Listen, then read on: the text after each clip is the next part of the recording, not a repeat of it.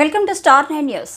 జిల్లా SP Amit Bardar IPS ఆదేశాల మేరకు కళ్యాణదుర్గ డీఎస్పీ శ్రీనివాసుల పర్యవేక్షణలో రాయదుర్గం సీఐ ప్రసాద్ బాబు ఆధ్వర్యంలో డి హిరేహల్ ఎస్ఐ ఏ గురుప్రసాద్ రెడ్డి మరియు సిబ్బందితో కలిసి జి హిరేహల్ మండలంలోని గ్రామాలైన కాతలూరు, దొడగట్ట గ్రామాల్లో పోలీసులు మరియు కేంద్ర బలగాలు ఫ్లాగ్ మార్చ్ నిర్వహించారు.